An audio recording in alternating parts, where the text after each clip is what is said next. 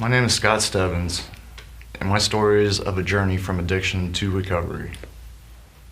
I was raised in the Valley View community. I lived in Germantown up to 2014 and now reside in West Carrollton. I was raised an only child and had come from a few broken homes early in my childhood. I was exposed to a lot of drugs and alcohol through those broken relationships, whether it was my mom or people she was dating in between marriages. At the age of 12, I was introduced to alcohol and marijuana while staying in a group home for troubled children.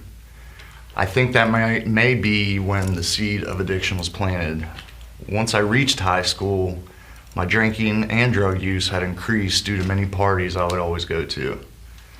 It wasn't hard to find any of these things. A lot of parents where these parties were held had no issue with drinking or mischievous activities as long as we were not driving and stayed the night there. The drinking subsided as I got older into my teen years, but my drug use had gotten much worse. Now, I'm not trying to glorify this, I'm just trying to show you how, the addiction can just take you from one extreme to the other. So we went from marijuana to LSD to crack cocaine. Those started to subside to the point to where I was only smoking marijuana. That wasn't until the winter of 2002 when I had knee surgery and was prescribed prescription painkillers. I can remember that euphoric state that they had put me in as I started doubling up my meds. Over time though, doubling led to tripling and more to the point I was taking 15 to 20 pills a day. I really don't mean to glorify this as my drug addiction, but I'm just trying to show how progressive and out of hand my addiction became. From 2002 to 2016, my addiction to opiates progressed to unlimited supplies of methadone and Percocets, and Oxycontin from my mother, who was my biggest enabler. I could get them anytime I wanted.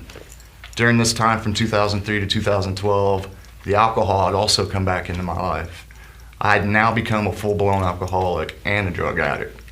I couldn't hold a job, we lost homes, I lost friends, and even family members. Nobody wanted to really be around me. I walked away from alcohol on May 20th of 2012 and not had a drop since.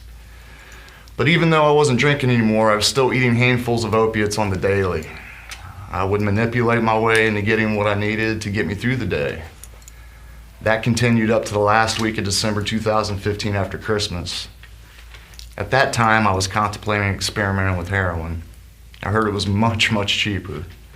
That was, until I got the news about a close friend that had just died from an overdose. It totally blew my mind. I was numb. I didn't even want to believe it. So I walked away from the opiates that week and just stuck with smoking weed. Well, the marijuana maintenance program wasn't working. It was just making my mind worse. I just wanted to die. I truly didn't want to live anymore. Every day I would fantasize about ways to kill myself. Finally, I had it all planned out. I can remember it like it was yesterday. It was a Sunday morning on January 9th, 2016.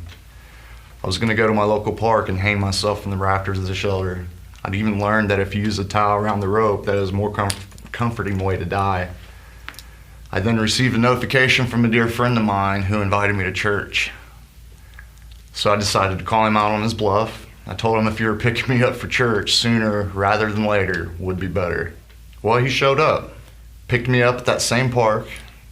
I went to church, and my life started changing after that.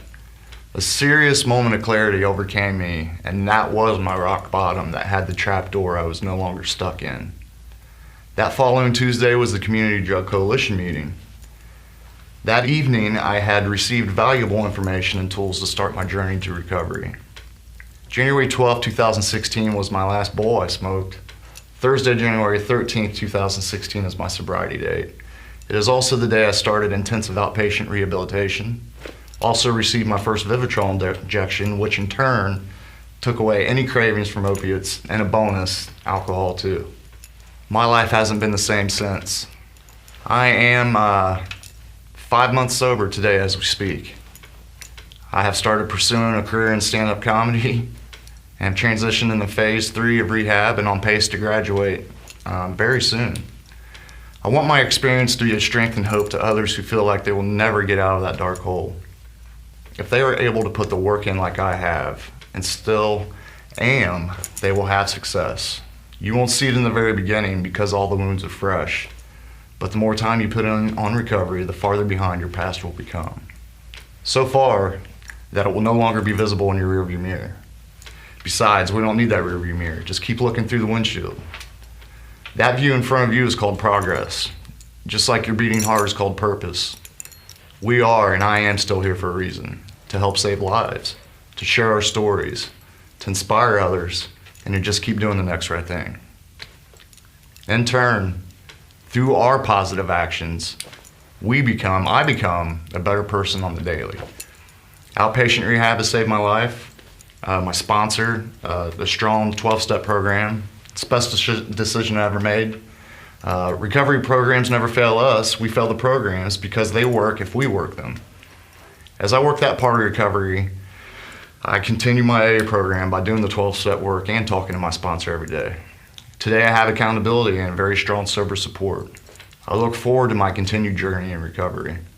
I will persevere. I will run my race well. I will survive, just for today, one day at a time. I thank God for a second chance at life.